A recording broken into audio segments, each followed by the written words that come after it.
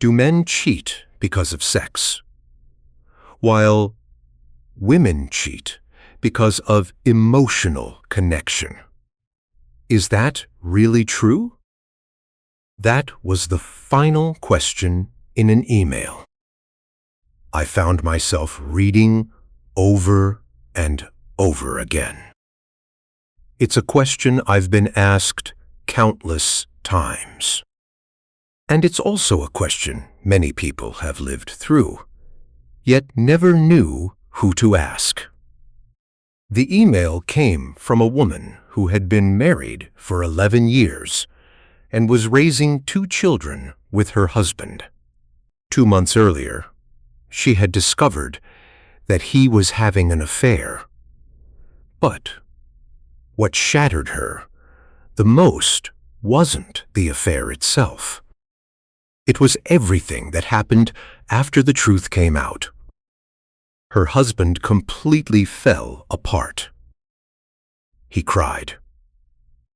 He dropped to his knees, begging her not to file for divorce.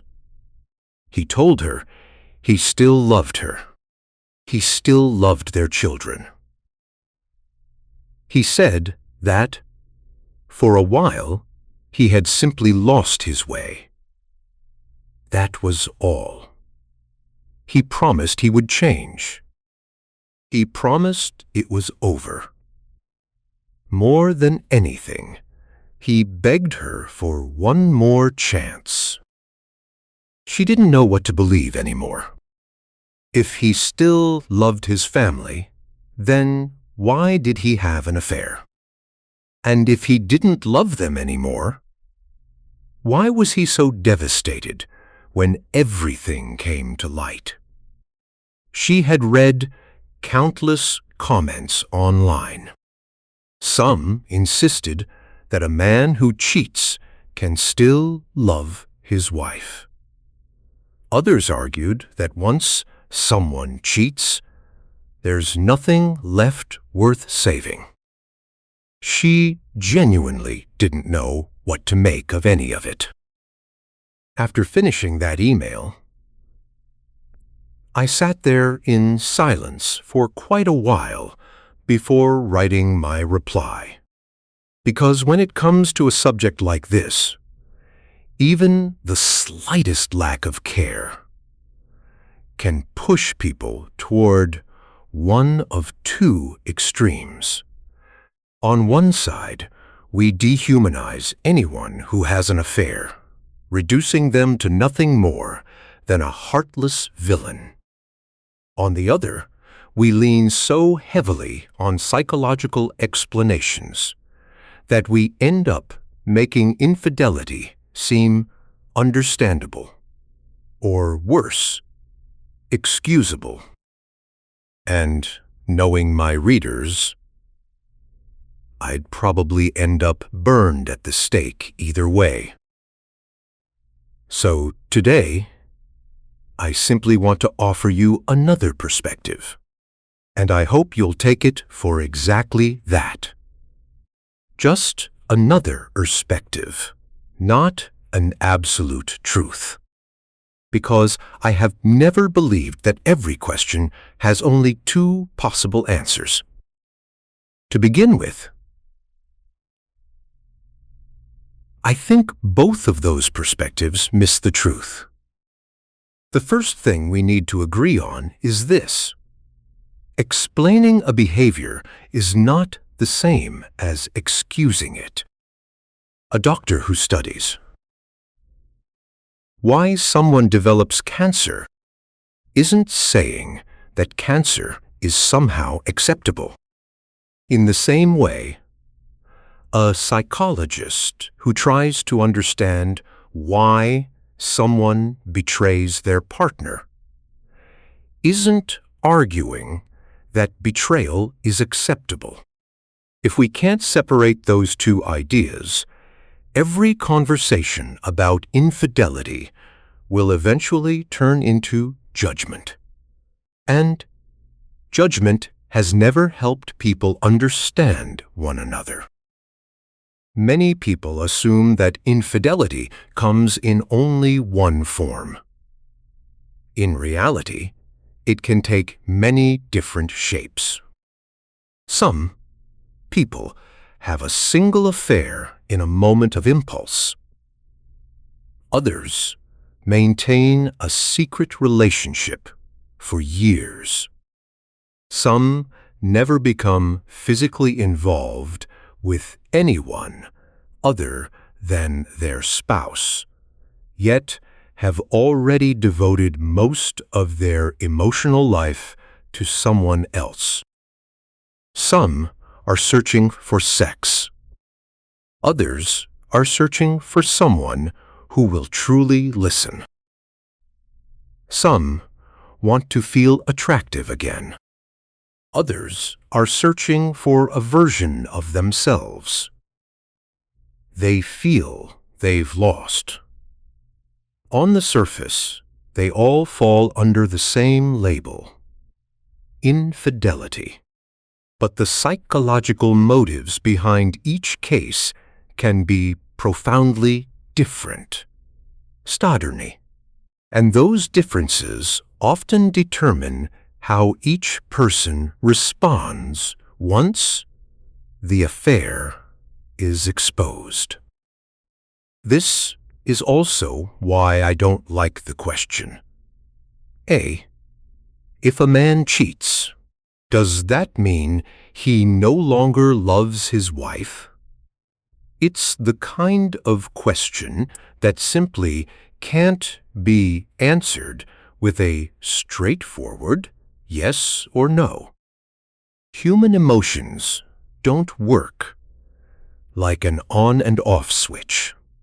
Some people fall out of love and remain completely faithful. Others still love their families, yet choose to betray them. It sounds contradictory, but the human mind is full of contradictions like these. A person can love their children and still struggle with alcoholism. They can care deeply about their parents, yet go years without visiting them. They can know that smoking is harmful and still light up one cigarette after another. None of this makes the betrayal any less painful for the person who was cheated on. But if we truly want to understand what's happening beneath the surface, we have to accept that emotions and behavior don't always move in the same direction. Let me start by looking at this from the male perspective. In my counseling work, I've found that men's affairs generally fall into three broad categories of motivation. The first is the pursuit of novelty. It's often reduced to a simple explanation. Men just like something new. End of story.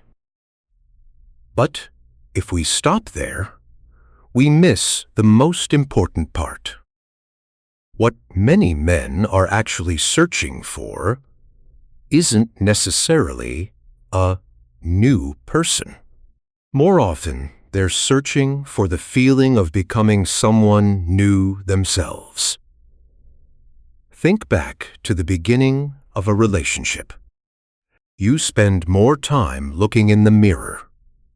You put more thought into what you wear. Your heart skips a beat every time your phone buzzes. A single compliment can brighten your entire day. That's because novelties strongly activates the brain's reward system, triggering a surge of dopamine that creates excitement, curiosity, and the motivation to keep pursuing the relationship. After years of marriage, that level of stimulation naturally begins to fade. It happens in almost every long-term relationship, simply because the brain gradually adapts to what has become familiar. Some people embrace the transition from the excitement of new love to a deeper, more enduring kind of attachment. Others spend years trying to recapture those early feelings through someone new, and what they're often chasing isn't the other woman herself. It's the version of themselves that existed when everything still felt new. That's a very different motivation from the one people usually assume. The second category has to do with an identity crisis. It tends to become most visible in midlife, though it's certainly not limited to that stage of life. Many men enter marriage carrying one role after another. They're husbands, fathers, providers, the ones expected to shoulder most of the family's responsibilities. Over the years, life gradually becomes centered around duty. Fewer and fewer people see them as desirable men. Fewer people compliment them. Fewer people are genuinely curious about who they are. Then someone new comes along. She laughs at their stories. She compliments them. She admires them. She pays attention to them. And in that moment, what awakens isn't always love. More often, it's a part of their identity they thought had disappeared long ago, rather than love in its truest sense. They feel younger, more valuable, more seen. And if they can't recognize what's really happening inside themselves, it's easy to mistake the feeling of rediscovering a part of who they are for the feeling of falling in love with someone new. But those are two very different things. The third category is a long-standing breakdown of emotional connection within a marriage that has never been confronted honestly.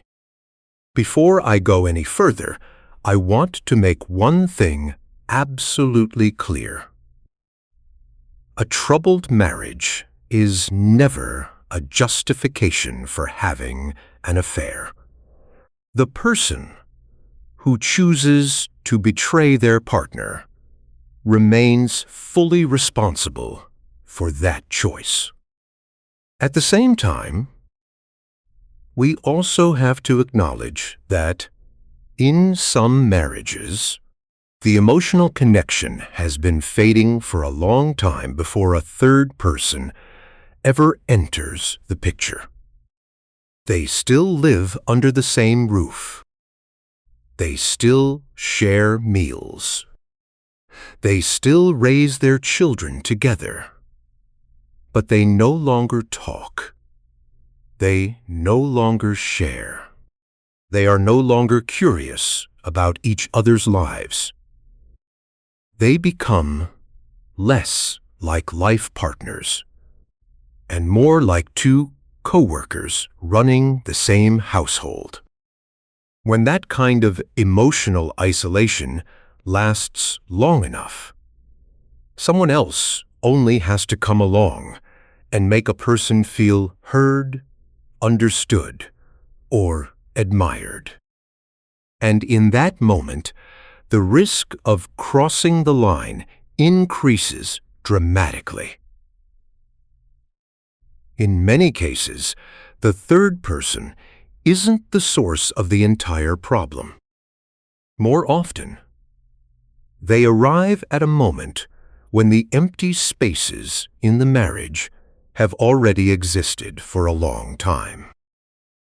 These three categories have one important thing in common.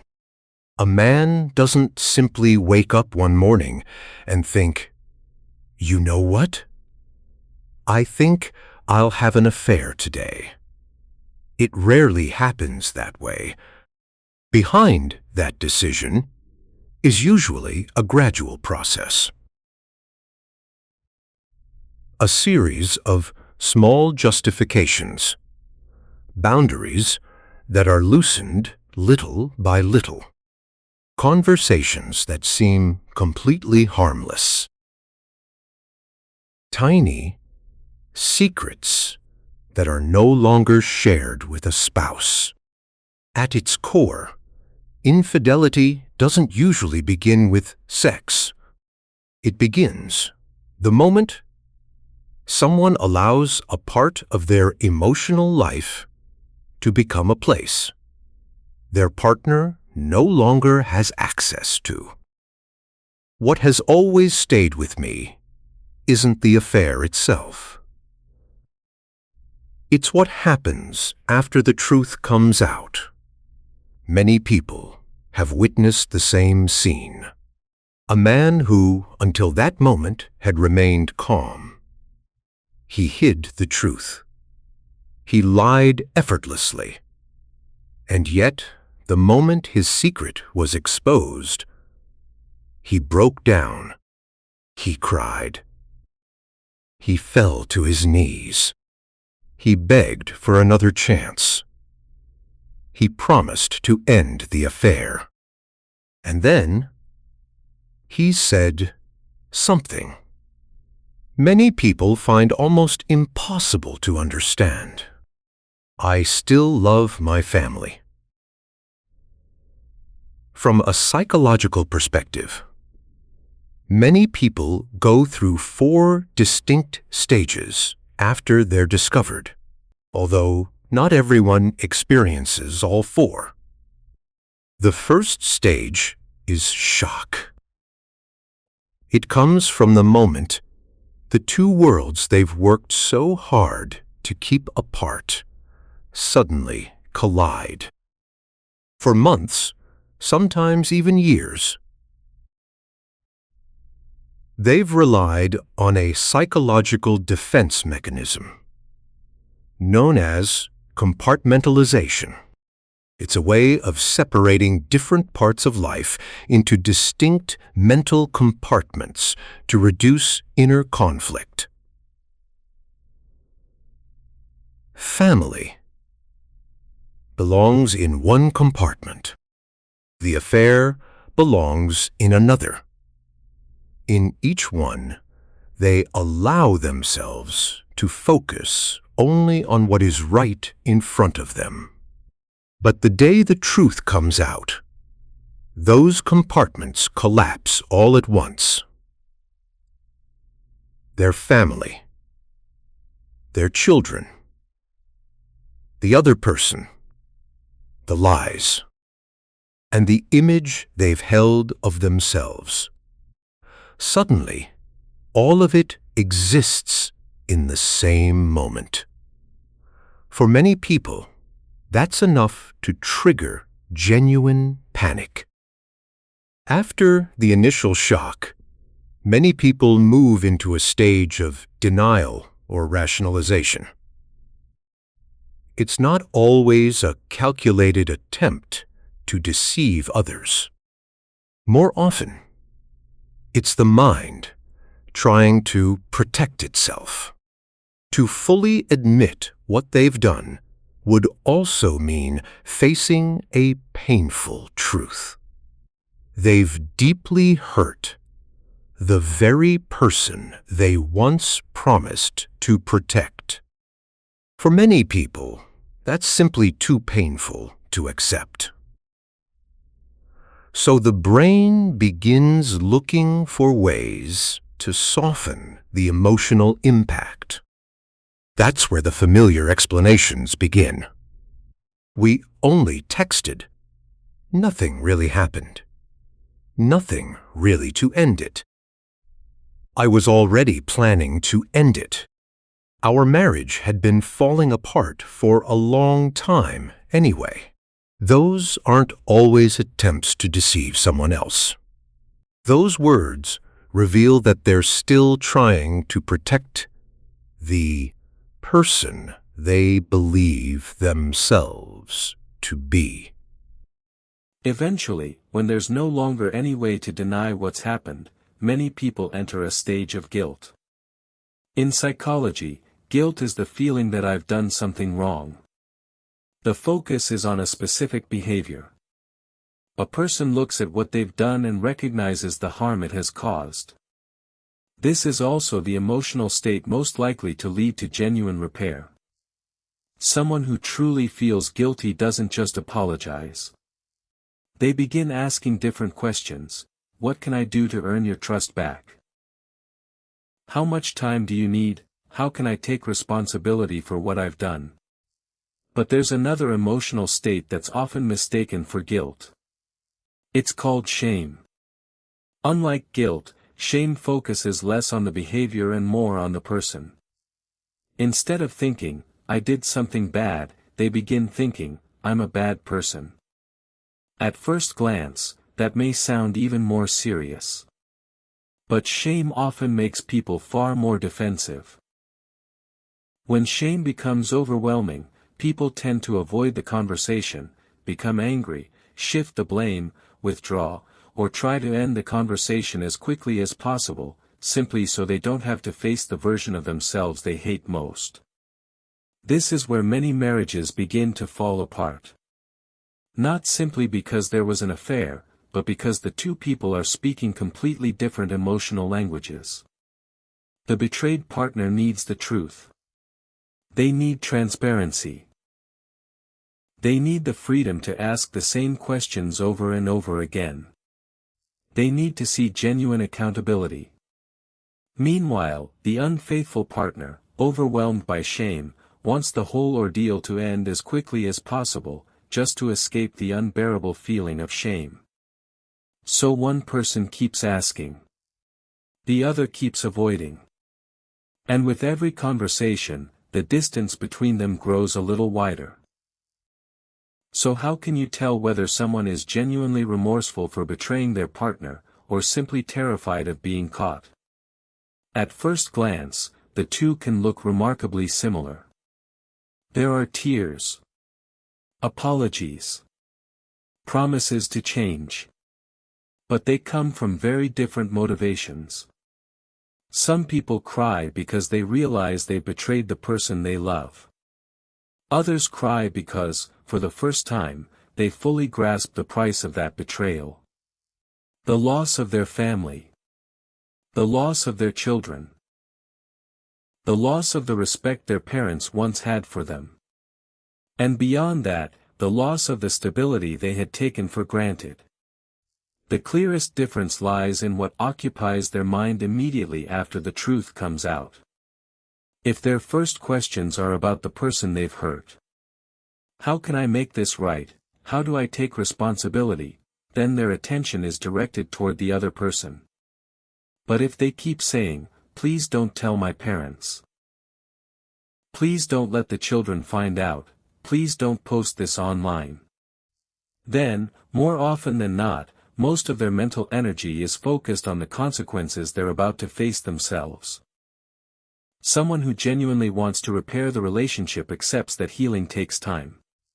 They accept that their partner may need to ask the same questions again and again. They accept the suspicion. They accept the anger. Because they understand these are the natural consequences of what they've done.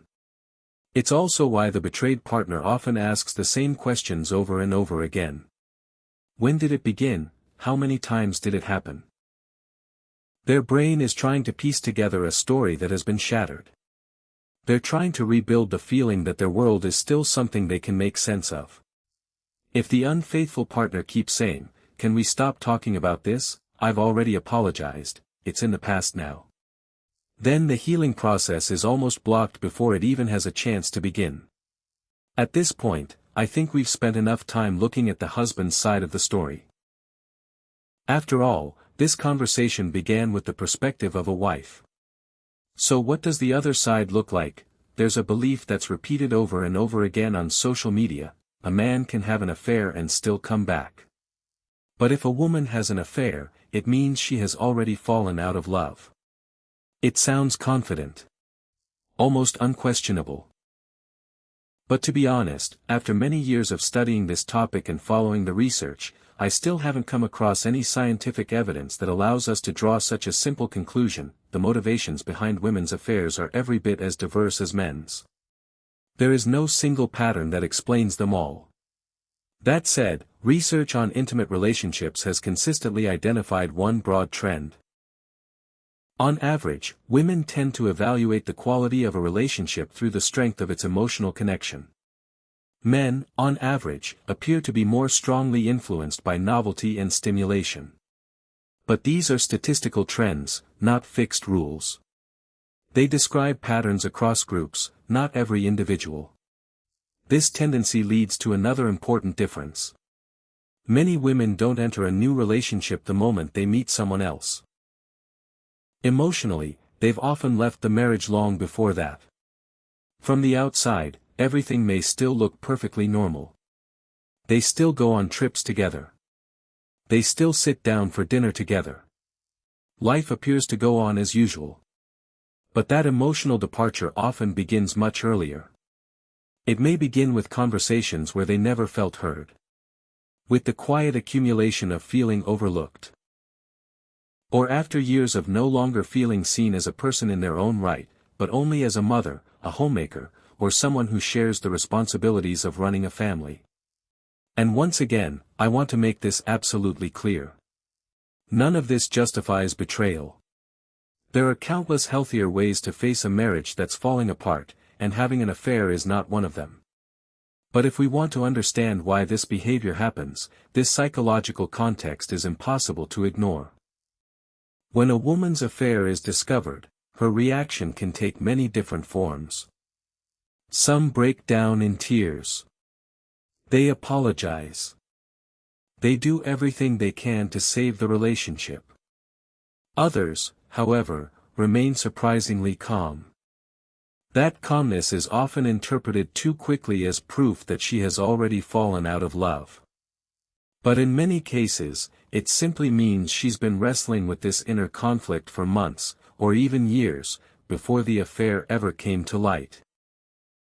The husband may have learned the truth only a few days ago. The wife, meanwhile, may have been living with that conflict for a very long time. They're entering the same crisis from two completely different psychological timelines. And that, more than anything else, explains why their outward reactions can look so different. So how much truth is there in the saying that men have affairs for sex, while women have affairs for emotional connection? In my view, there's some truth to it. But the moment we turn it into an absolute rule, it stops being true. Some men have affairs because they long to feel admired. Some women have affairs because of pure sexual attraction. Some men betray their partners after years of emotional isolation. Some women betray their partners because a single unexpected moment of novelty catches them off guard. Human beings are far more complicated than the catchy slogans that circulate on social media. And absolute statements like these often stop us from trying to understand the real person standing in front of us. For the person who has been betrayed, whether a husband or a wife, the pain often takes on a very specific form. In psychology, it's known as betrayal trauma. Ironically, the most painful part isn't always discovering that their partner was involved with someone else. More often, it's no longer knowing what's real and what was a lie. Were those trips we took together real? Were those words of love real? Were all those late nights at work real? Or had they all been part of another life that existed right beside mine, without me ever knowing? Many people describe that experience as feeling like an earthquake. It doesn't just shatter their trust in their partner. It also shatters their confidence in their own ability to perceive reality. They begin asking themselves, how could I have lived beside someone for so many years, and never seen any of this? After years of counseling, listening to, and talking with countless couples, I've come to notice a recurring pattern. Once one partner, or sometimes even both, have been unfaithful, a marriage typically follows one of four paths. Some couples choose to divorce, recognizing that the trust between them has been broken beyond repair. Some stay together, but never truly regain that trust. They preserve the appearance of a family, often for the children or simply out of habit, while the emotional distance between them never really disappears. Some couples manage to rebuild. They don't restore the old relationship. Instead, they create a new one on the foundation of what was once broken. And then there are those who make countless promises, only for the infidelity to continue in another form. Ultimately, what determines which path a marriage takes is how the two people choose to face the truth once it has come to light. The first step is forgiveness. And I want to make one thing very clear. Forgiveness is not the same as immediately restoring trust. In the psychology of trust repair, rebuilding trust almost always takes far longer than offering an apology. A person may choose to forgive, meaning they've let go of the desire to hold on to resentment or to keep punishing the other person forever. But they may still need a great deal of time, along with consistent evidence, before they can trust again completely.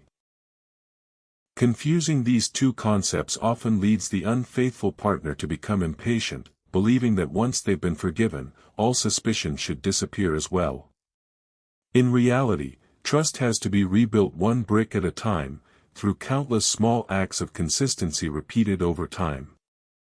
Over the years, I've found there's a fairly reliable way to tell the difference between someone who has genuinely changed and someone who's simply sorry they got caught. Don't look at the first few days. Look at what happens a few weeks, or even a few months later, once the initial emotional storm has settled. Someone who has truly changed remains patient.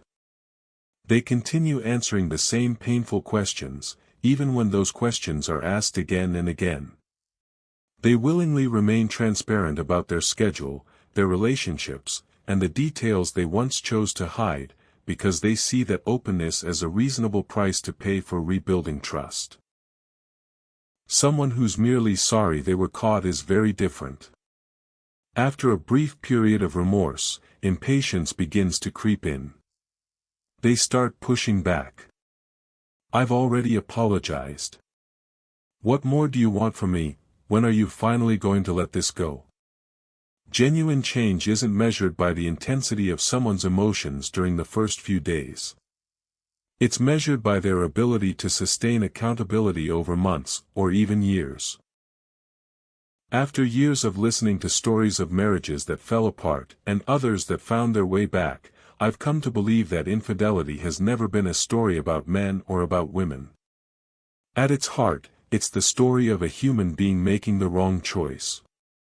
Gender may influence how that choice comes about. It may influence how people respond once the truth comes to light. But gender does not determine a person's moral character. It does not determine their capacity to change. And it does not determine whether a marriage can still be saved. What ultimately matters is this: after the truth has been revealed, do those two people still have the courage to look honestly at what has happened? Some people come back because they're afraid of what they'll lose. Others come back because they genuinely want to change. Some stay for the children. Others stay because they are still in love. And some choose to walk away, because they understand that there are cracks which, no matter how carefully they're repaired, will never be exactly as they once were. After all of that analysis, enough to make your eyes glaze over, let's return to the wife whose email opened this episode, and to everyone else who finds themselves in a situation like hers. I think what she needs to hear right now goes beyond the question of whether her husband still loves her. Infidelity is not always the end of a marriage. But it is always the end of the marriage that existed before. If they choose to move forward together, they cannot simply return to the relationship they had before the affair. They have to build an entirely new marriage. One grounded in honesty, accountability, and trust, rebuilt little by little over time. And that's a far more difficult task than saying, "I'm sorry," or "I forgive you." No one can make that decision for her, whether to stay or to leave. The only thing that may help is seeing the situation with clearer eyes, instead of relying on absolute conclusions like, "Men who have affairs are always like this," or "Women who have affairs are always like that." Every marriage has its own history. And only the two people living that history have the right to decide whether it ends here, or whether this is the beginning of an entirely new chapter.